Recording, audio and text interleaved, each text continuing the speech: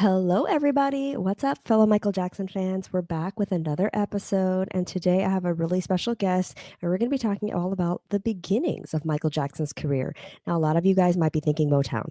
No, even before that, we're talking about Michael Jackson's journey, his Jackson 5 brothers' family journey to Motown and later superstardom. Today, I'm going to be joined by a really special guest. A lot of you might know her if you've been to Michael Jackson events out and about. She's a community activist, a producer, and host of Mother Diva's House, an online entertainment news channel. She's a contributing writer for Panorama Now, a news blog based in Northwest Indiana, and Chicago's Madam Ambassador of House and Electronic Dance Music. And more importantly, she's a Michael Jackson fan. She's a historian. She's a researcher and has worked with members of the Jackson family, but also has recently gotten Michael Jackson 5 honorary holidays around the United States. So that's super special. And I want to welcome Mother Diva to the show. Hi. Hi! I am Welcome. so excited to be here. I actually have on my Michael Jackson mask. This was from the 15th anniversary of June 25th last year, 2024. So he's got the little king mask on. I wear these masks. I have to keep it real because I'm trying to hide that chin fat, honey. And of Well, course, I'm wearing my house to represent house music. I'm a member of the Green Party. So this is my greenhouse that I wear on St. Patty's Day. And then I have on my 2300 Jackson Street t-shirt. You can only get these in Gary, Indiana. Very excited about that. So thank you so much for having me. I'm very excited to be here. yes, welcome, Mother Diva. I'm excited. I've known you for years, just seeing you at events and stuff, and it's cool to be able to talk to you today because And I just want to share something really yeah, quick. I use the word supporter or MJ, soldier of love. I don't really use the word fan because fan kind of comes from derives from fanatic. I learned some stuff from Prince, like, the singer Prince. He talked about how he had like these fans he could, that were just being really crazy towards him. So, but it's okay. I mean, I know you're MJ fangirl and that's fine, but I'm more of like a community advocate for to continue his legacy in a positive direction, all about unity and love and helping the community, serving our veterans, our children, and our seniors. yes, and I love that clarification because you're right. You do a lot of advocacy and just like really important work getting Michael Jackson's name out there as a historic a person of historical importance. Yeah, So we I'm love a that. historian and a researcher. Yes, cool. Well, I'm glad you're here with us today because we're going to be talking about a number of different topics. Yes, Um, but really, I think Michael Jackson's journey from Gary, Indiana to Motown and what happened in between almost rarely never gets talked about. it doesn't. And what's so interesting, and I want to share this really quick. I don't want to, because I have a tendency to dominate the conversation, but I want to be quiet and let you ask some questions. Everybody said, Mother Diva, you talk too much. I said, that's why I'm a talk show host, because I talk a lot. So to show you how we're all connected, 6 degrees of separation. I was born and raised in Chicago. I've been in entertainment. I don't mind sharing my age because people going to know what it is anyway. I'm 54.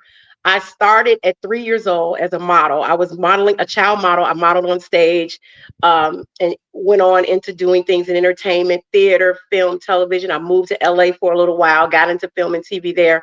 But what's so interesting, my mom, who was half Native American and half Caucasian, and when you're mixed, most people just consider you one or the other. They don't like to say that you're mixed. I'm also a third generation mixed race. My mother was like um, the singer Tina Marie. She was what you call a little. They called her the little Caucasian girl with a black voice. And she sung in church growing up, and she opened up as a teen for the Caravans, which was Shirley Caesar and Josephine Howard. Josephine Howard is Brandon Howard's grandmother. That's Mickey Howard's mom. And when Brandon actually came to Chicago because he was working on some house music. Most music producers, if they want to get that really, really great house sound, they'll come to Chicago because Chicago's the birthplace of house music. So when I met Brandon, I said, my mother opened up for your grandmother.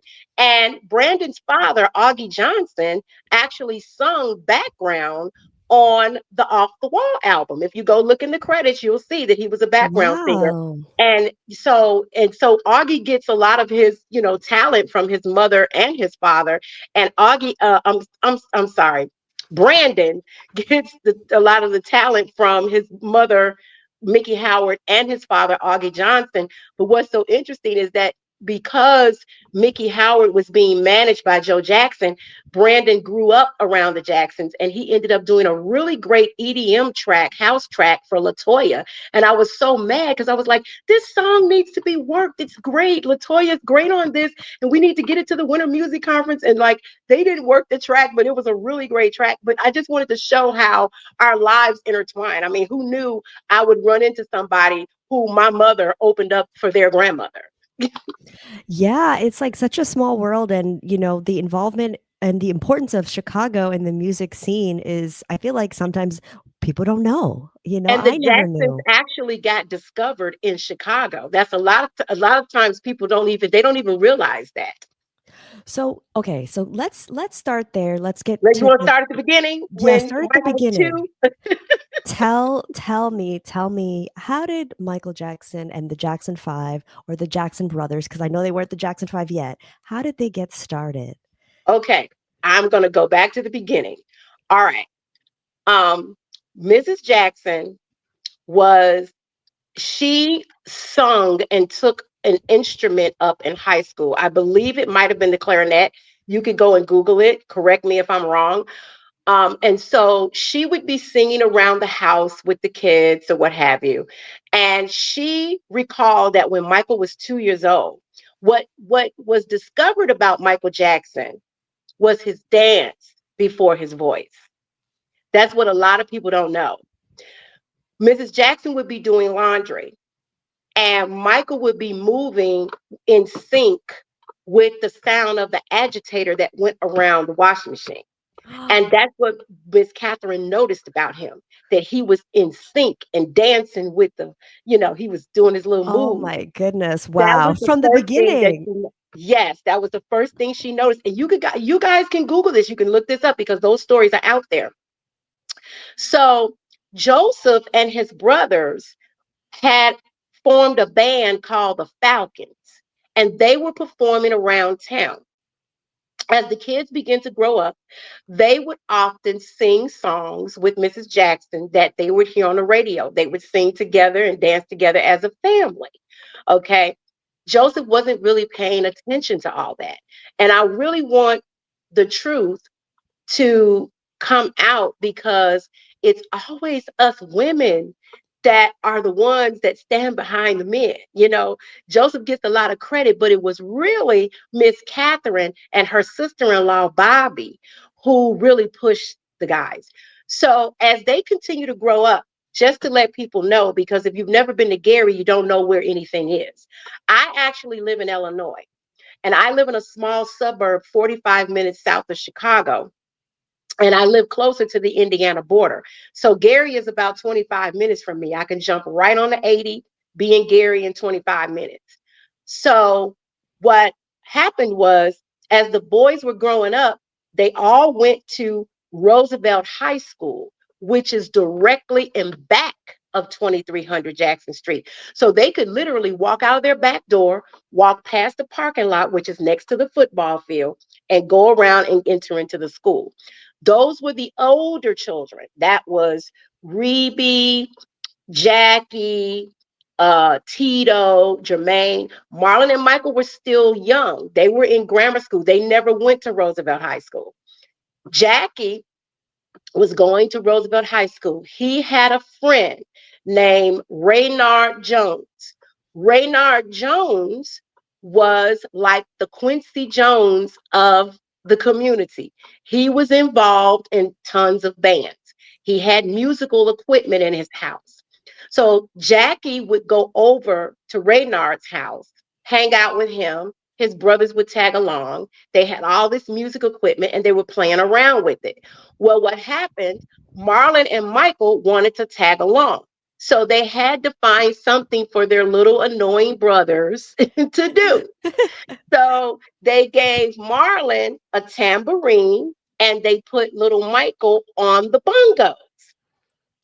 So I just have to say that's funny go ahead. because I always think about Randy with the bongos way later. Yes, that was later. That Yeah. came later. Okay, go Yeah, ahead. but so what they ended up doing was, now Jermaine was the lead singer. Now keep in mind, they were teenagers, they were kids, they were in high school, and then Marlon and Michael were in grammar school.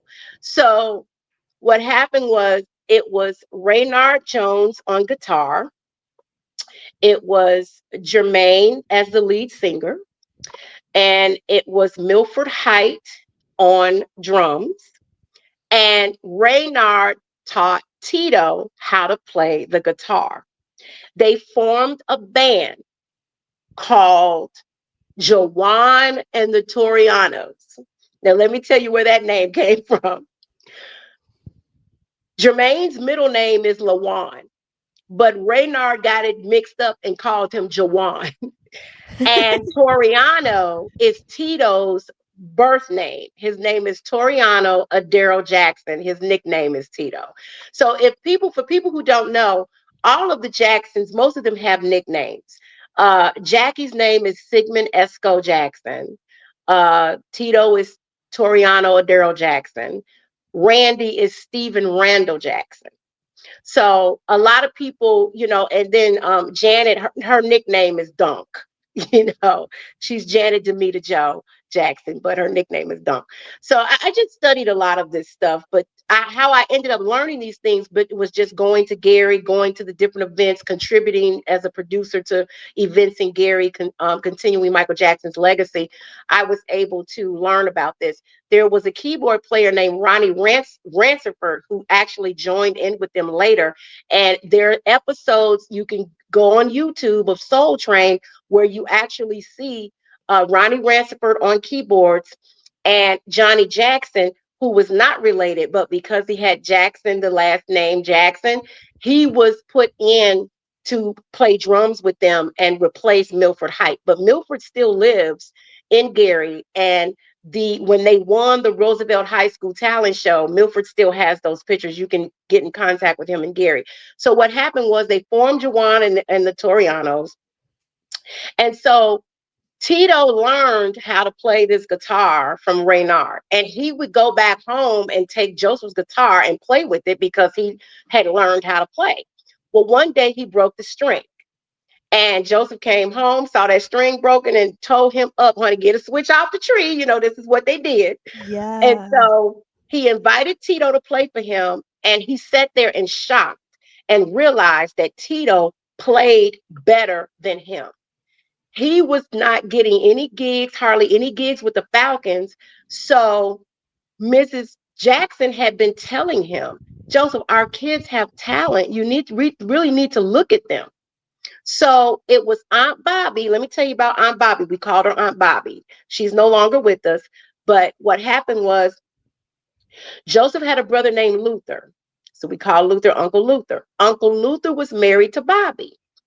Miss Jackson and Bobby, Miss Catherine and Bobby became friends because they're married to two brothers. What else they going to do but become friends? They're all family. Okay. Right.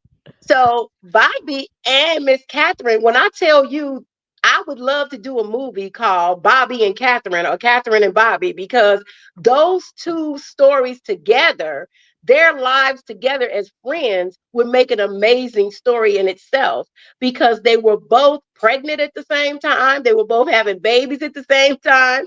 So all their kids are first cousins. That's Keith and Ron and Marie's mother and father.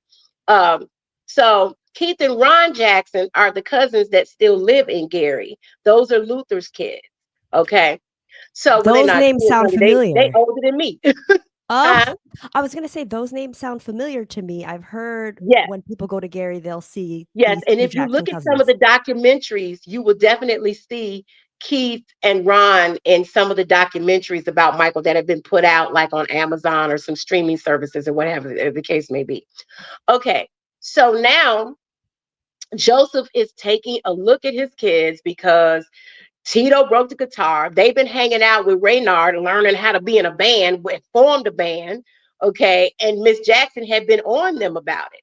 So he decided to call Raynard and say, look, I'm taking over this band and I'm changing the name to the Jackson Brothers. So they changed the name to the Jackson Brothers and they started performing around town. Well, on in 1965, in July of 1965, they met a lady named Evelyn LaHaye. She was a model and a talent show producer. She was hosting a talent show at the Big Top department store in Gary, Indiana. The boys auditioned for her. She fell in love with them. And she said, Joseph, your boys are so cute. She said, you know, there's so many brothers this and sisters that. Why don't you just name them the Jackson Five? It's five of them. Call them the Jackson Five. So Joseph took her advice.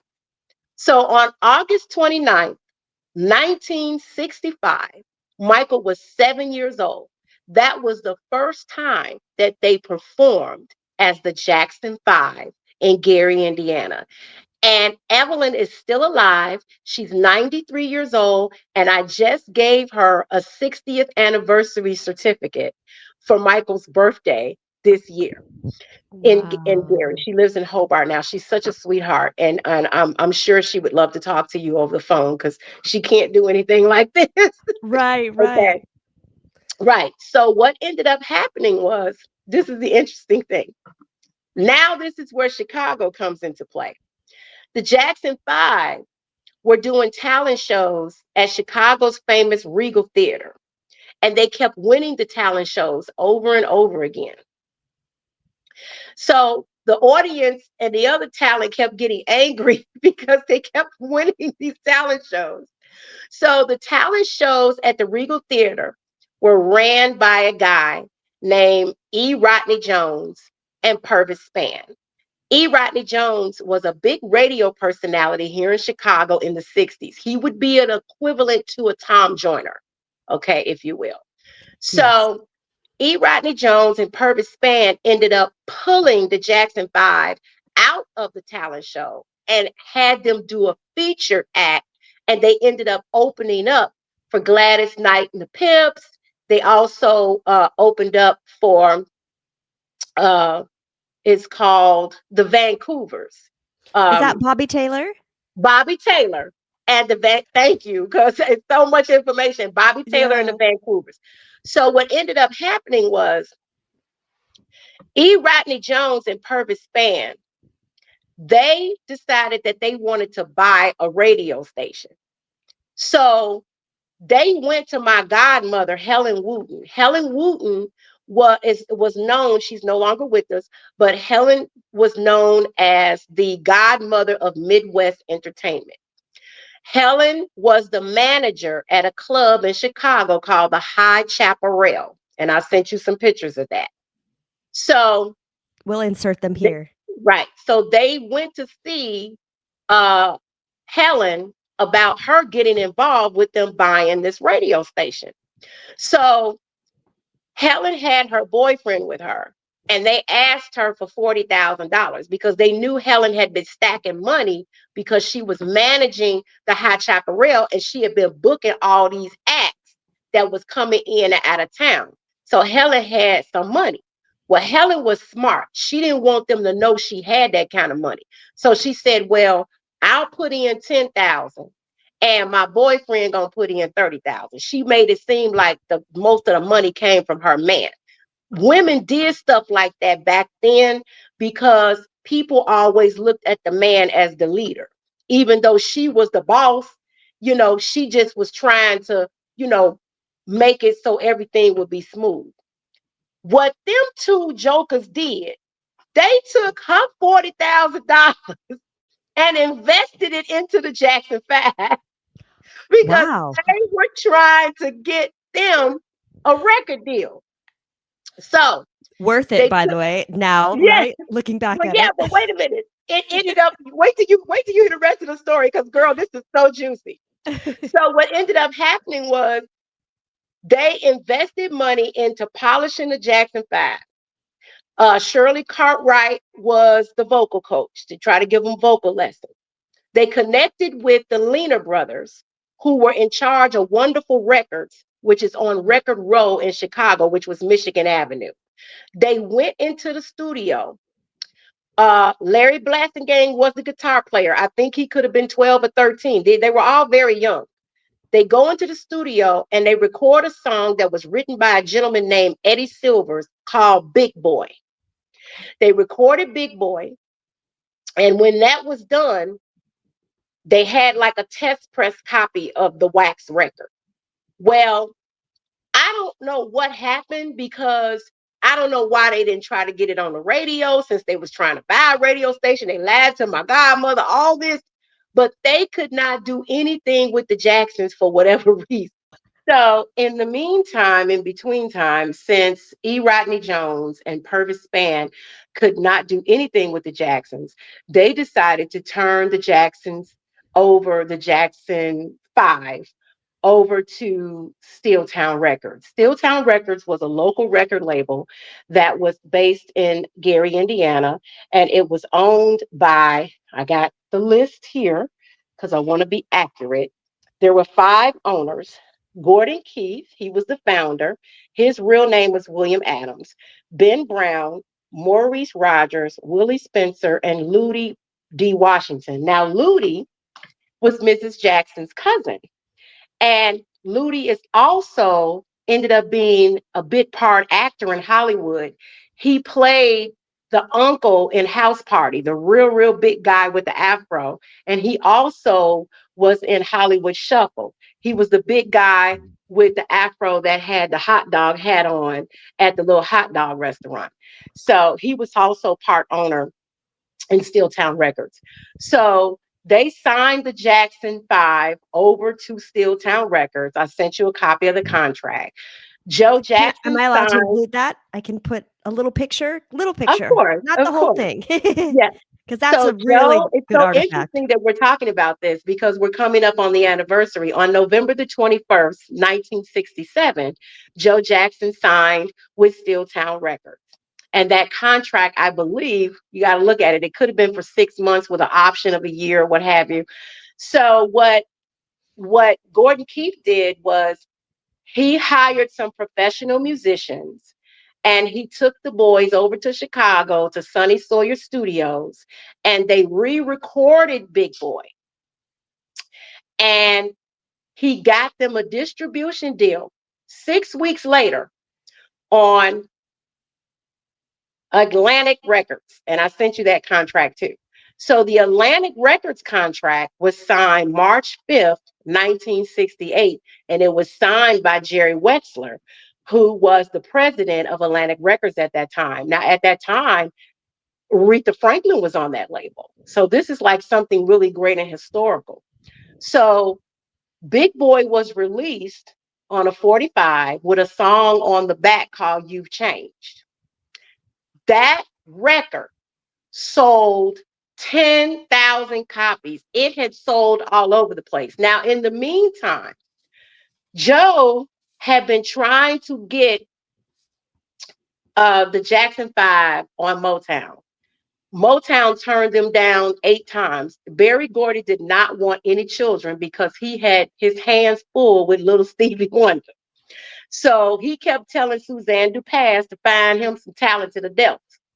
Well, because the Jackson Five had developed a relationship with Gladys Knight and Bobby Taylor and the Vancouvers, they were also saying to Berry Gordy, you really need to look at these kids, Berry. They're so cute. In fact, Curtis Mayfield had a record company at the time and he turned them down. It's like they didn't want these kids, but they were so cute and they had been performing all over town. Jackie often talks about how they performed at the High Chaparral, and I sent you a flyer from 1968 when they had performed at the High Chaparral. And to give you a little funny story about Michael, this is what my godmother told me. She said, girl, they were getting ready to perform one night, and the bartender thought Jackie was over 21 and gave him some alcohol. And so Jackie was sipping on the alcohol, and somehow Michael got a hold to it.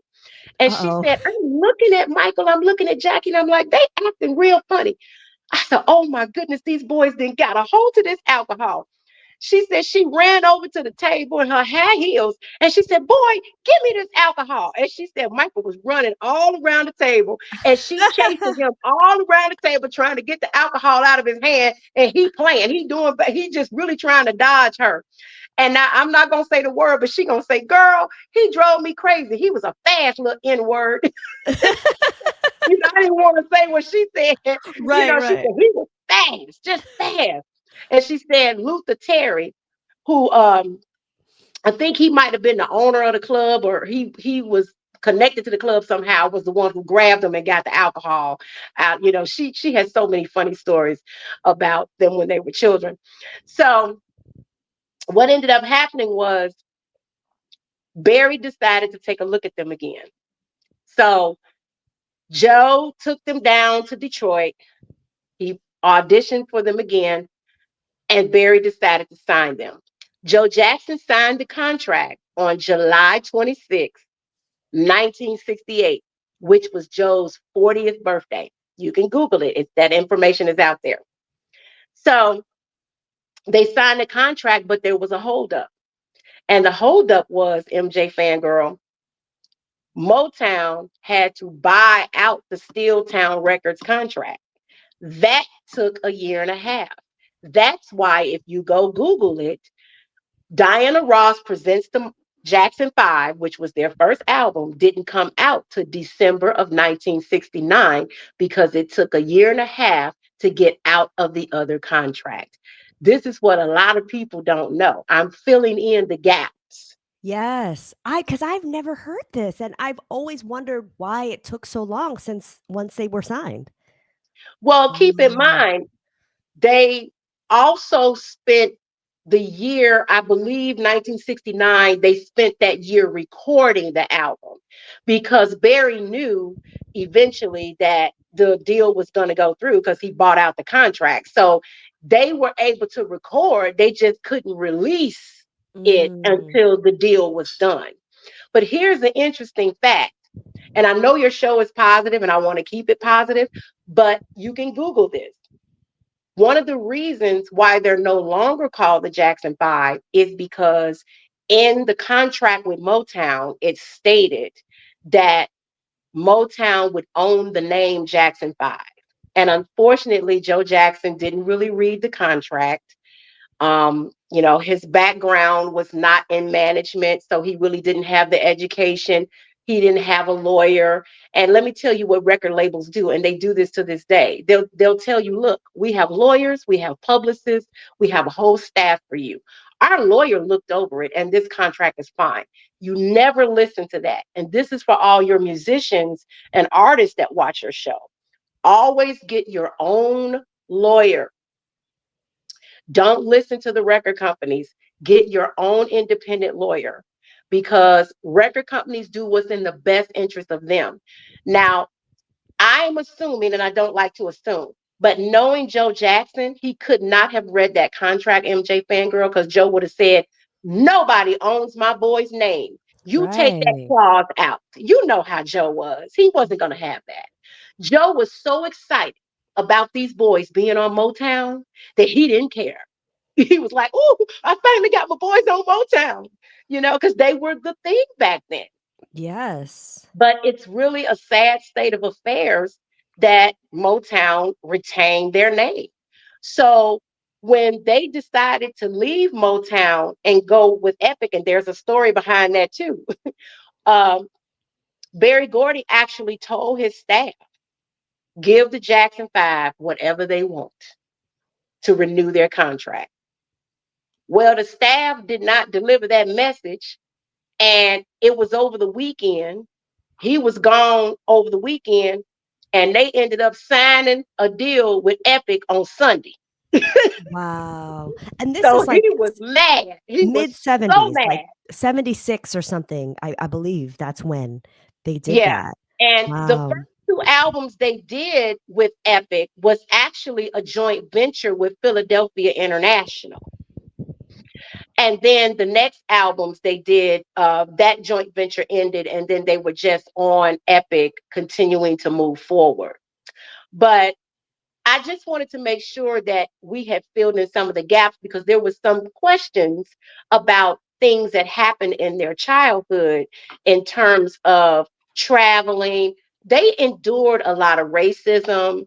I remember in the Jackson's American Dream, Marlon was like, he wanted the color TV. That was second place. Back then, color TVs was a big deal. Back then, if you had a telephone, it was a big deal you know Mm. and when they traveled and went places, there were times they were attacked. There were times where the hotels were racist and they put them in rooms next to the garbage can. They endured a lot. You have to understand, this was the 60s and 70s. When they ended up moving to Encino, Janet even talked about it. They were the first African American family, or I like to say American African, because if you African American, you was born in Africa and came to America. But if you're born in Right. America and your roots are from Africa, you American African. So Janet said that the first time someone called her the N-word was when she was walking down the street in Encino. She didn't endure that kind of Mm. stuff. They didn't endure that stuff in Gary unless they were saying it among themselves, which I don't necessarily agree with. But when they started to expand out and they started to blow up, they got called a lot of names, but then when they started going overseas and all these people were falling in love with them. And I got to tell you this. Oh my goodness, this one is going to take the cake, honey. Yes, Okay, yes. listen. Jesse Jackson decided to do this, happened in 1972.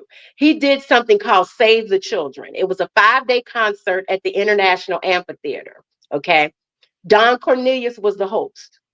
And so what happened was, there's a lady named Hermine Hartman. You can look her up. She is the publisher for Indigo newspaper. She was working with Jesse Jackson. In the beginning, it was called Operation Breadbasket, which was started by Dr. Martin Luther King. So it's now called Rainbow Push. But at that time, it was Operation Breadbasket, then Operation Push, then Rainbow Push. Okay. So he reached out to Motown and wanted all their acts. And Barry said, if you want all my acts, you got to take the Jackson 5. Again, Jesse Jackson didn't want to be bothered with no children. So Hermine Hartman, in her brilliance, she told Jesse, she said, Jesse, Motown said we have to take the Jackson 5 um, in order to get the rest of their acts. Why don't we have a Saturday matinee for the kids? Barry didn't say where they had to go, as long as they had to go. She said, we'll have a Saturday afternoon for the kids and the Jacksons can perform then. That was a great idea. She said 100,000 kids came down there. She said, I had never seen little 13-year-old girls act so wild. They were beating on the doors. They broke the doors. They got sued. These little Wow. girls were breaking on the doors. And then it was like, how are we going to get the Jackson 5 through this crowd? Do you know what they had to do, MJ Fangirl? What? Tell They me. had to put the Jackson 5 in an ambulance and roll the ambulance up to the back door to get them into the concert. No way. No There's way. something I wanted to tell you. And there's a story where Michael talked about it. Remember in the American Dream when he was a little boy and the stripper had on these tassels and he wanted to know how they went in the different directions? Her Yes. name was Racetrack Rosie. So that Rosie was a was the real stripper. person. Yes, yes. Because she danced at the High Chaparral. And so I called Helen. I said, Helen, who was the stripper that wore the tassels? And she said, that was either Racetrack Rosie or Lucky Bombshell. But I found a story where Michael said there was this lady named Rosie who wore these tassels when I was a kid. So it confirmed that that was Racetrack Rosie. Wow, I love that. Who knew that that was like a real in movies, Yeah, it sometimes was they just real. put stuff, but It it was was real. wow, that's cool. So listen, let's talk about Quincy a little bit. My Yes. connection to Quincy Jones. I'm born and raised in Chicago, grew up in Bronzeville. Quincy Jones was also born and raised in Chicago in Bronzeville. I went to a church called Sixth Grace Church. I actually went to church with Minnie Ripperton's parents, Daniel and Thelma Ripperton. And there was a lady who played the piano. Her name was Lucy Jackson. She was my babysitter. Well, she actually Quincy kind of in an indirect way reunited me with Lucy because I had always followed Quincy Jones. Why? Because of Michael Jackson. I'm like, I've been in love with Michael Jackson since I was 5 years old. So I'm looking at television and I see this gorgeous brown skinned boy with this afro with these other guys. And I was like, oh, who is that? His name was Michael Jackson. So I followed him and was in love with him and bought the records and all this. And so in 1990, Quincy did a documentary called Listen Up the Lives of Quincy Jones. I go to see it because I'm thinking I want to see Michael Jackson in the documentary because that's my husband, like the rest of the world. We all married to Michael. So I go to the theater and I said, Lucy, Lucy was in the movie. She's the lady in the wheelchair. And so I tracked her down. I got her number. I called. And my nickname is Renee. I said, Lucy, do you remember me? This is Renee. She said, of course I remember you. I said, you knew Quincy Jones? She said, girl, I was his godmother. Quincy Jones lived next door to Lucy. And Quincy Jones' mother had some health issues. So Lucy kind of looked out for Quincy. And Lucy had a style of playing the piano. And so Quincy would try to emulate that. So, oh, let me show you. Let me go get it because this is so important. I want to show you guys this. I Yes, was take so us. upset that I didn't get a chance to give it to him because he had passed on. But I had something really special made to actually give Quincy. It's a picture of him and Lucy sitting at the piano when he was a little boy. I had it made. Let me see. Let me get back That into is so cool that you have all this history, and I wanna let people know, by the way, like, all the stuff that Mother Diva told us, like, a lot of time, it's not really out there, and, like, these are names that if you and it's Google them, all you'll true. find them, but it's all true, and it's important history to learn about Michael and a family. So this is what I had.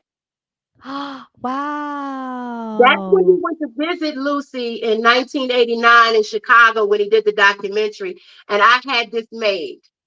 That's him as a little boy sitting with her at the piano. And I Wow. wanted to give this to him so bad, but he died on me. So Oh, I'm going to yeah. have to give it to his family. But I've Wow, that always been musically inclined. And one of the things that I used to do when I was a child, I would buy records and I would read the credits. Like this is my Off the Wall album, and all the credits are in here. So I learned about musicians and different people that worked on projects.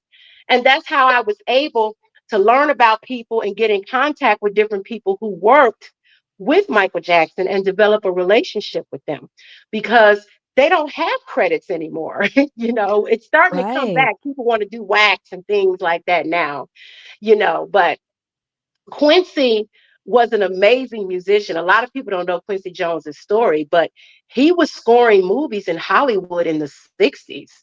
And that was unheard of for a person of color.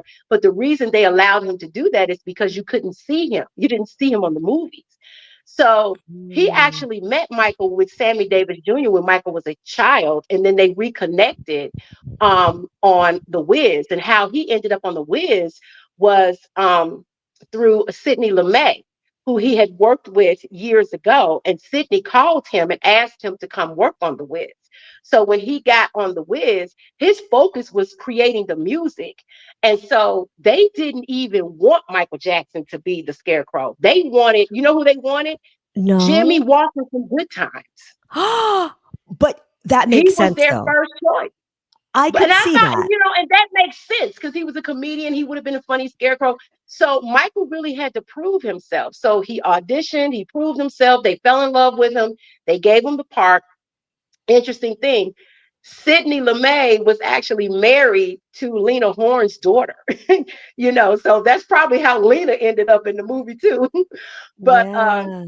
so the thing is, how Quincy ended up doing Michael's solo album was Michael asked him about a producer working on his solo album.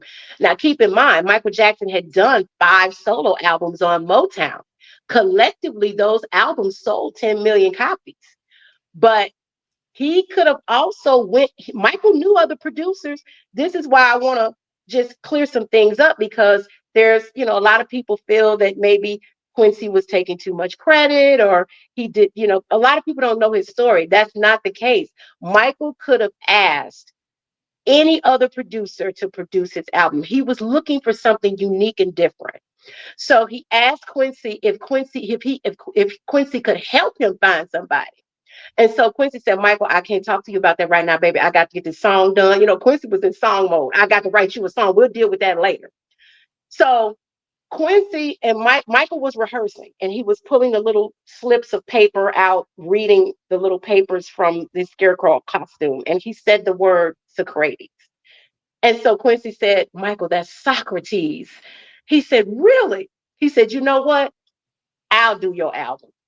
In that moment, Quincy felt like father mode, protection mode, like this little boy from Gary, Indiana, not pronouncing the word right. I'm going to have to take care of him.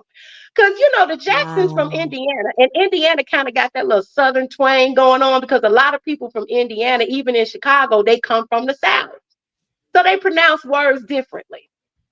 So he decided to do the album. Michael was so excited. He went to Sony, told them, Quincy's going to produce my album. They said, absolutely not. And so he started crying. And so he got upset. And what makes no sense, make MJ fangirl, because a lot of people don't know this. Why would you say no to Quincy Jones when he is the only person in the world that had a song he arranged that went to the moon? Fly Me to the Moon with Frank Sinatra. It was put in orbit with the astronauts, orbited around space, and then when they landed on the moon, they played that song on the moon. How do you turn down a producer that had music on the moon? Right. Wow. So I didn't even know that about that's such a cool you can look fact. all of this up. You can look all of this up. So Michael from Gary, after them tears dried up, this is the story I got. Michael pretty much cursed them out and said, if Quincy ain't doing it, I ain't doing it. So they gave in. And one of Michael's friends that he grew up with named Jay told me, he said, I didn't necessarily agree with that, because record labels are the boss. And artists are not supposed to tell the record labels what to do. And they shouldn't have let Michael have his way. I said, well, they did. And it produced one of the greatest albums. Off the Wall sold 10 million copies out the door. Wow. Before streaming, this is when people had to go to the store. Exactly. And if you look at Bad, when Michael Jackson did Thriller, of course we all know the story of Thriller. It became the greatest selling album of all time. But the interesting thing about that is that he was always trying to do something different and outdo what he did before. Bad was important to Michael because he wrote 9 of the 11 songs on that album. He has got all the Grammys for Thriller because he was upset that he didn't get a Grammy for Off the Wall. So let me tell you what they did. Bad actually won 2 Grammys. It won Best Engineered Album from Bruce Swedien, because Bruce Swedien was known as the godfather of engineering. In fact, the remix that I sent you, that I produced, a remix on Jafar's Got Me Singing, um, the engineer that helped me with that remix, his name is Slavic. He studied under Bruce. So I was honored to be around anybody that had studied under the great Bruce Swedien. It also won a year later for Best Music Video for Leave Me Alone. And we talked about that too, because when Michael Jackson started learning all the street dancing, he connected with a lot of the street dancers, and they inspired him too. And I definitely want you to get Casper and Cooley on, because there's a video in Bad 25 where you see 3 guys, and it was Jeffrey Daniels, and it was Michael, and it was another guy, and they had stayed up all night doing the rehearsals for the bad video. That other guy was Casper. So the story goes, Michael was an avid Soul Train watcher. He loved Soul Train. He appeared on Soul Train many times with his brothers. He appeared on Soul Train by himself, just talking to Don Cornelius, developing that relationship with Don Cornelius. What happened was uh, Jeffrey was doing this dance on Soul Train called the backslide. And so Michael wanted to learn that. So Casper got involved. You know, people were calling each other. You know, Michael Jackson wants to learn these dances. Um, Mothers of the dancers were calling each other. Cooley Jackson, he got involved. So what happened was Casper worked with Michael on the backslide. Cooley was working with him on something called the moonwalk, which was, you know how when you see the astronauts in space on the moon and they're moving around like this? That is actually the moonwalk. What Casper was doing was teaching him the backslide. Okay. Now, later on, Boogaloo Shrimp, who was known as Turbo in the movie Breaking, worked with him on the side slide. Then you had Pop and Taco and Pop and Pete to do robotics when they were in Captain EO. So I just want to say to all of the street dancers, Shabadoo worked with him. All of the street dancers collectively contributed to teaching Michael Jackson. It wasn't just one person, it was all of them. In fact, he was so inspired by Boogaloo Shrimp and the Breaking movies that that's why he looks like he does on the Bad album. He has on all the bracelet little things and all that. He was trying to give the street look because he was inspired by the street dancers. And if you go look at the movie, I'm not the movie, well, the short film, Leave Me Alone. In Leave Me Alone, he does a tribute to Turbo. You see the words Turbo going vertical. And that was to honor Boogaloo Shrimp's character in the movie Breaking, which he played a character called Turbo.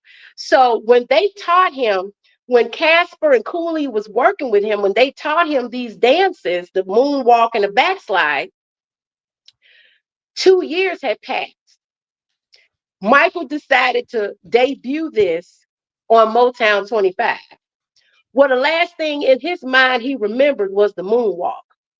So the name, he ends up calling the backslide the moonwalk, and the rest is history, and he never corrected it. Wow. That is like wow. Wow, wow, wow. To learn the history. I can hook you up with Casper and Cooley Jackson. In fact, next weekend is the 55th anniversary of Soul Train. Soul Train Awards were canceled. So was the BET Hip Hop Awards. The new CEO decided to cancel the awards. So what happened was I decided to do something really special for them. I wanted to honor the Soul Train dancers. So I got Congresswoman Robin Kelly to honor them with congressional certificates in Las Vegas next Friday. It's going to be at the Carmela Speakeasy. Well, actually, if you're going to air this on Wednesday, it's this Friday, November Yes. 21st at Carmela Speakeasy. Doors open at 6. The awards are at 7. And then on Sunday, November 23rd, from 1:30 to 4:30, we're going to be at the Francis Goldwyn Library in Hollywood for the Soul Train dance panel. So Cooley is going to be at the certificate. He's going to send a video. Marvin Columbus, who's also someone who danced with Michael. But before we go, just to get to the certificates. So what Yes. happened was I got my own honorary holiday here in Chicago for the work I do in the community by the mayor. At the time, it was Rahm Emanuel. Okay, so what I started doing is paying it forward to other people. So I got Shabadoo a holiday, I got him a street sign, and then I connected with State Senator Eddie Melton from Gary, Indiana. He was running for mayor, so I helped him run for mayor because I said, look, my agenda is Michael Jackson. I got to be in charge. I got to do this, that, and the other. And I asked him, I said, can you do a holiday for him? He said, Mother Diva, if you want Michael Jackson to have a holiday, you don't have to talk to the governor.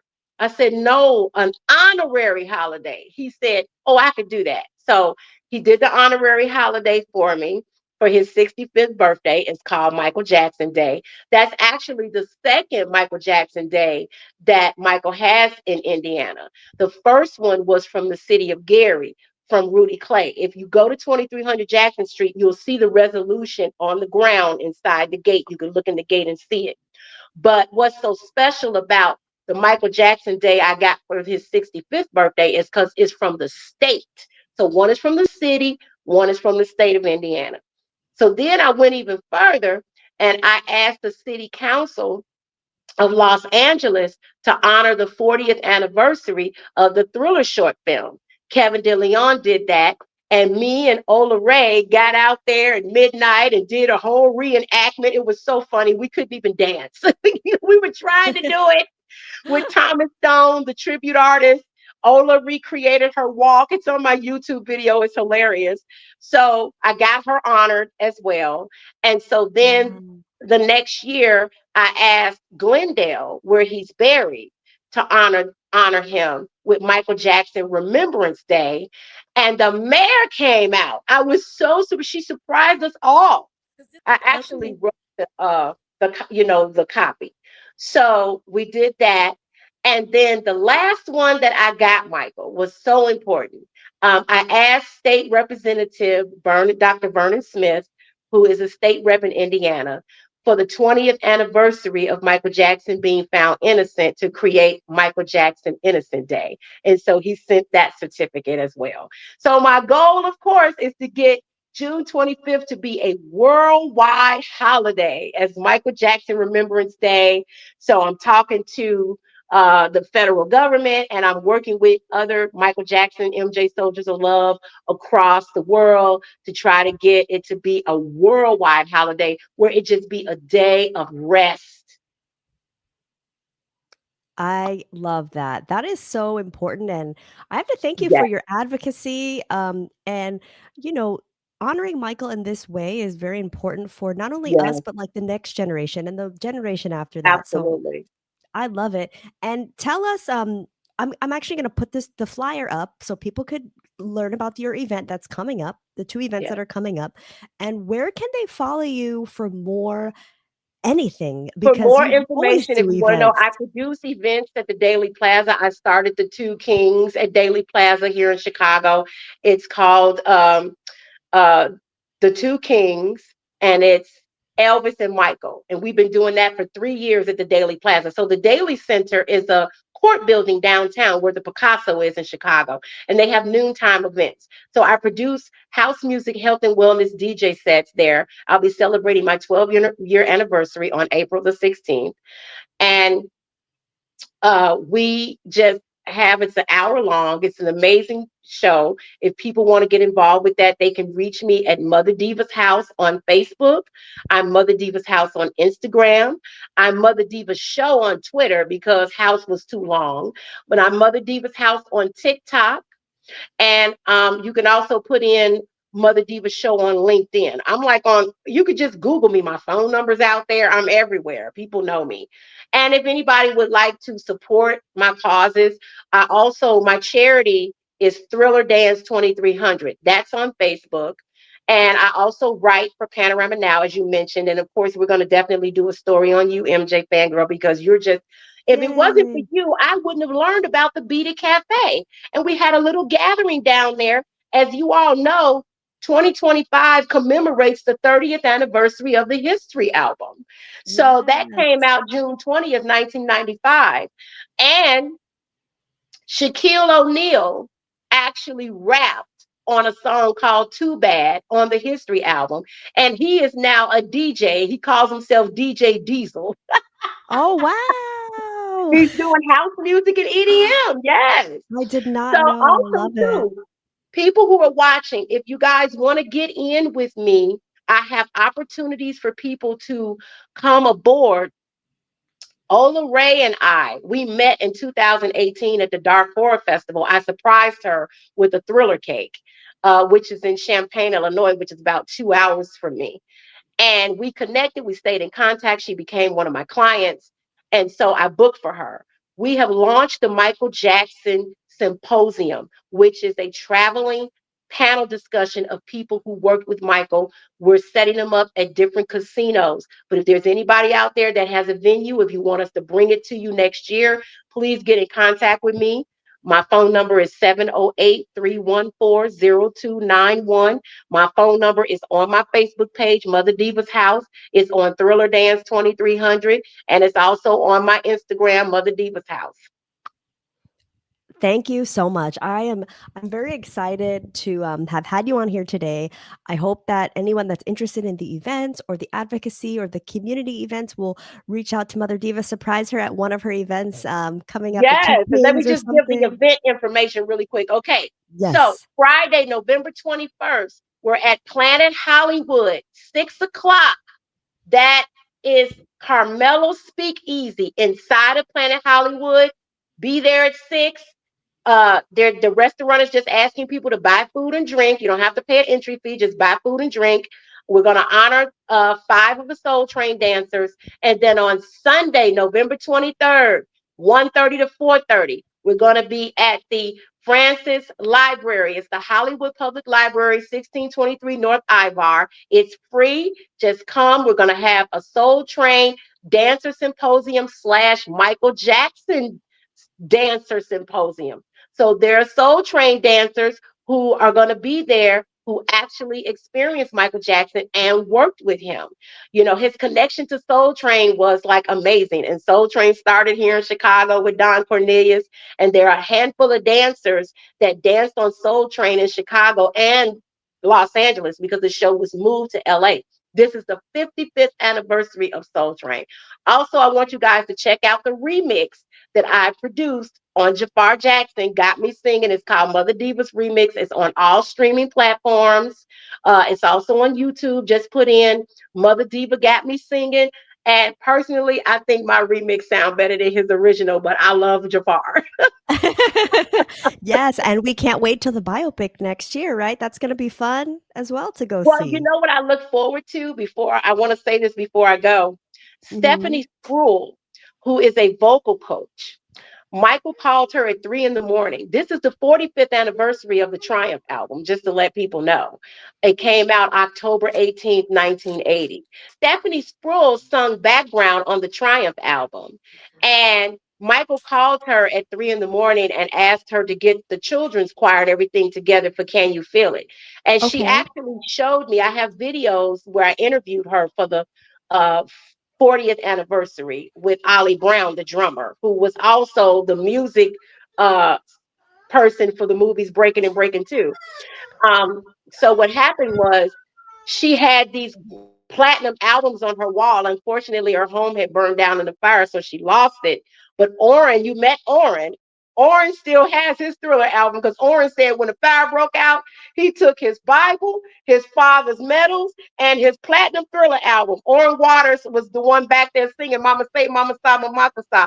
So what Yes. I want to leave people with is it's very important that we do our research. We learn who these people are.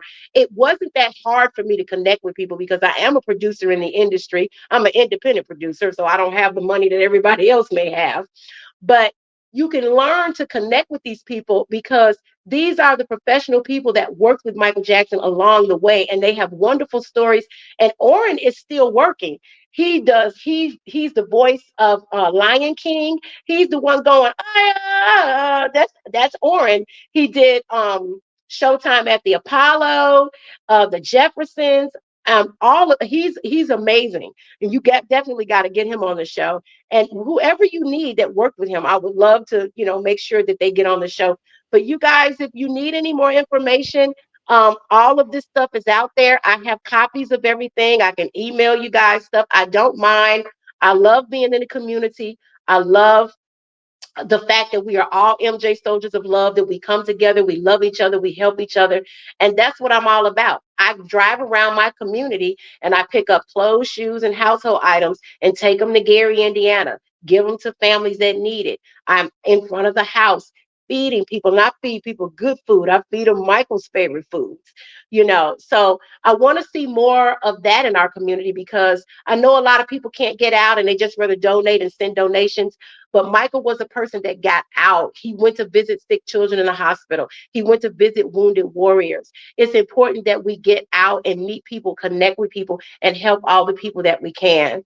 So I know you got to go. You got that beautiful baby that Sorry, she wants her kept mama. interrupting. And I got I to get to the know. dentist, honey. Pray for me because they got to pull this tooth. Yes, well, I hope I your love appointment you goes well. guys. Thank you so much, MJ Fangirl. Yes, thank you so much, and I can't wait to talk with you again. You guys check out Mother Diva everywhere, go to her events, and Mother Diva, thank you so much. Bye bye. Bye.